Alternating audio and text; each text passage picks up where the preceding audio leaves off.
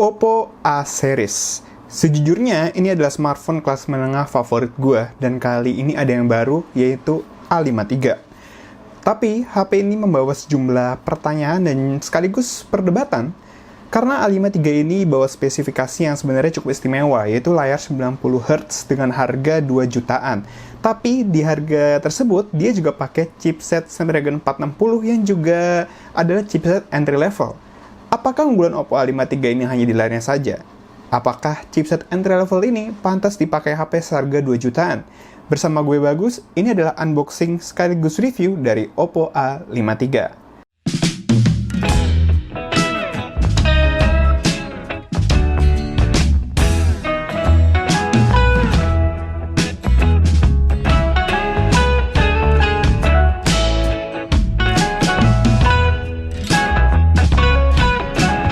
Sebelum kita mulai, jangan lupa untuk subscribe dan tekan tombol loncengnya juga ya, supaya nanti kita bisa kasih informasi yang lebih banyak buat kamu.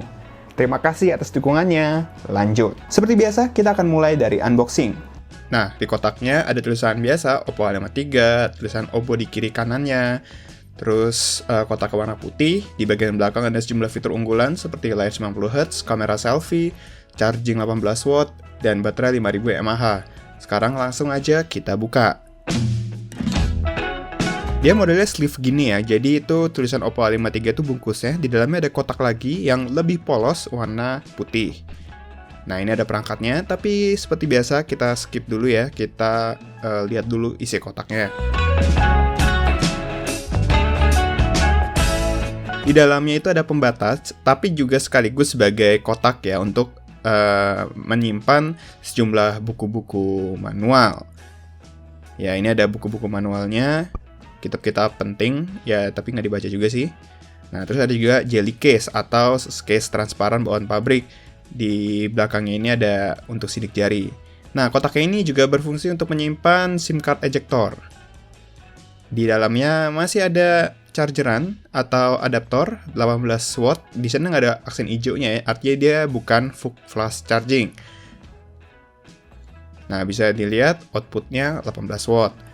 Lalu ada juga kabel USB, lebih tepatnya USB Type-C bawaan.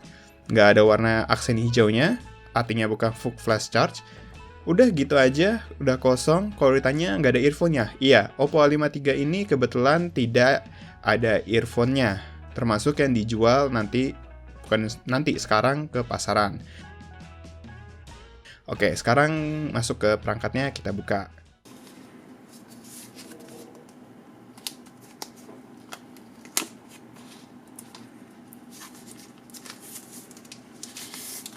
Oke, perangkatnya cakep sih ya, overall. Oke, langsung aja kita bahas.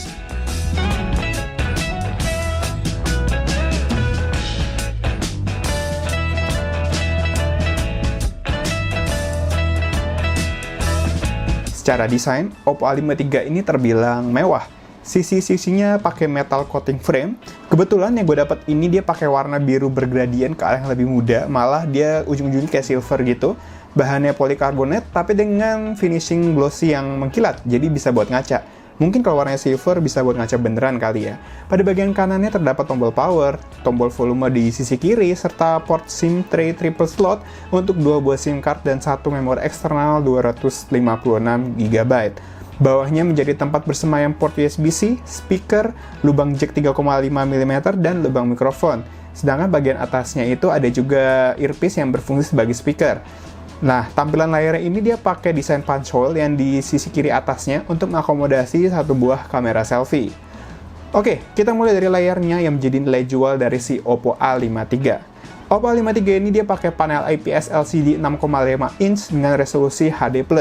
Meskipun memiliki resolusi yang tidak begitu besar, layar Oppo A53 ini sudah menggunakan refresh rate hingga 90Hz. Hal ini berakibat pada mulusnya tampilan layar di Oppo A53 kalau kita bandingkan dengan smartphone lain yang standar masih 60Hz. Terasa banget nih pas kita lagi scrolling menu atau lihat foto-foto di Instagram. Pada awalnya sih jujur aja nggak berasa kalau ini adalah HP 90Hz. Tapi pas gue coba balik lagi ke HP yang 60Hz, terus balik lagi ke si A53, baru banget terasa bedanya. Lebih mulus dan nyaman gitu buat mata. Kalau nonton YouTube, ya sebenarnya layar 60Hz pun sudah cukup dapat mulusnya asal disetting di 60 fps. Apalagi 90Hz kayak di Oppo A53. Tapi beda ceritanya kalau main game, ada beberapa game yang kalau dimainkan di Oppo A53 ini sangat terasa high frame rate-nya. Misalkan Shadow Fight 3, 1945 Air Force, Temple Run, dan masih banyak lagi. Nanti gue akan buatkan list khusus ya, game-game yang mendukung frame rate tinggi dan cocok buat dimainin di Oppo A53. Tapi secara overall, pengalaman bermain di Oppo A53 ini masih menyenangkan. Udah layarnya 90Hz, baterai gede, speakernya juga khas A-series, yaitu stereo. Semoga Oppo terus melanjutkan ya tradisi dua speaker di A-series. Sehingga Oppo A53 ini cocok banget nih buat kalian yang mau HP khusus untuk kegiatan entertainment seperti main game dan nonton film. Bicara soal game, kita masuk ke pembahasan soal chipsetnya. Oppo A53 ini punya bandrol harga 2 jutaan, tapi hanya diberikan chipset kelas entry level dari Qualcomm yaitu Snapdragon 460. Untuk teman-teman yang belum tahu, Snapdragon 460 ini semacam penerusnya dari Snapdragon 450, tapi jelas lebih powerful. GPU-nya sudah memakai Adreno 610 yang juga dipakai oleh Snapdragon 665. Jadi untuk urusan gaming, Oppo A53 ini nggak kalah kok. Kurang lebih sama kayak waktu kita review Oppo A92, tapi semua game populer bisa dimainkan, namun dengan sedikit kompromi di pengaturan grafis.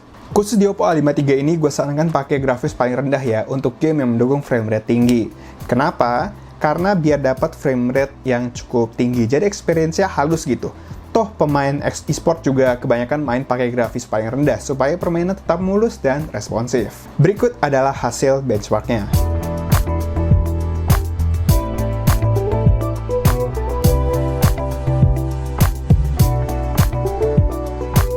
Kalau kita lihat dari belakang, Oppo A53 ini punya setup 3 kamera, ya seperti Reno 4 tapi versi yang lebih kecil.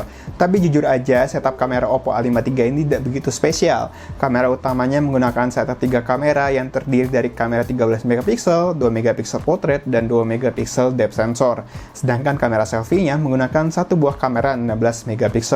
Karena Oppo A53 memang bukanlah unggulan utamanya ya soal kamera, tapi tetap membawa sejumlah fitur yang mendukung kegiatan fotografi, seperti foto makro, expert, live focus, beautifikasi, dan masih banyak lagi. Sedangkan untuk perekaman video, Oppo A53 mampu merekam video hingga resolusi 1080p. Berikut adalah beberapa hasil gambarnya. Untuk detailnya, gue akan buatkan video khusus ya mengenai kamera dari Oppo A53.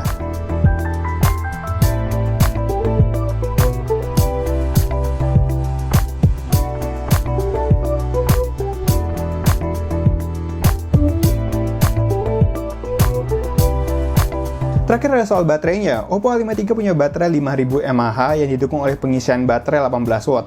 Cukup besar ya maklum sih karena layarnya punya refresh rate yang tinggi, jadi butuh tenaga yang lebih. Kalau bicara soal konsumsi baterai, cukup irit kalau mode refresh rate pakai mode auto, tapi kalau yang pakai 90Hz ya paling sampai sore lah kalau kalian ngecas full dari pagi.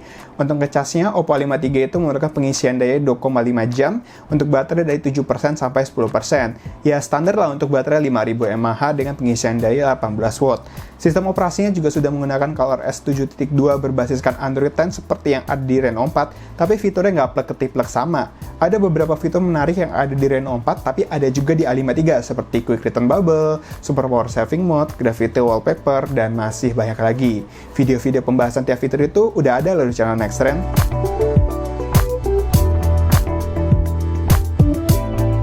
Overall, Oppo A53 itu menawarkan performa multimedia yang sangat baik.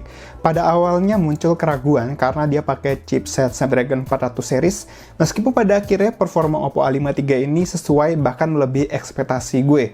Untuk sejumlah game populer seperti PUBG, Mobile Legends, dan lainnya, Oppo A53 itu bisa menjalankan semua game dengan sangat baik meskipun butuh beberapa toleransi ya pada settingan grafis untuk pengalaman bermain yang lebih nyaman. Belum lagi layar 90Hz memberikan pengalaman bermain game dan menonton video yang berbeda banget dari biasanya.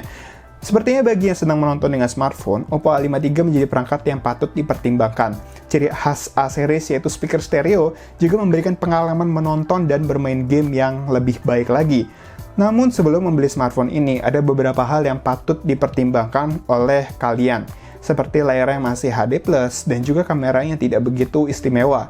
Dengan harga 2,499 juta rupiah, Oppo A53 ini cocok banget sih buat kalian yang ingin memiliki smartphone dengan layar 90Hz untuk pengalaman nonton video dan bermain game yang beda dari biasanya, tapi dengan harga yang tidak begitu mahal. Sekian dari Bagus, jangan lupa untuk like dan share video ini, tulis juga di kolom komentar pendapat kalian soal Oppo A53. Kalau kalian masih ada pertanyaan, boleh juga loh tulis di kolom komentar. Follow semua sosial media yang ada di deskripsi, kunjungi juga situs nextrend.grid.id untuk update berita teknologi dan teknologi lifestyle terkini. Jangan lupa subscribe dan tekan tombol loncengnya juga buat yang belum. Terima kasih sudah menonton, sampai jumpa di video-video Nextrend berikutnya.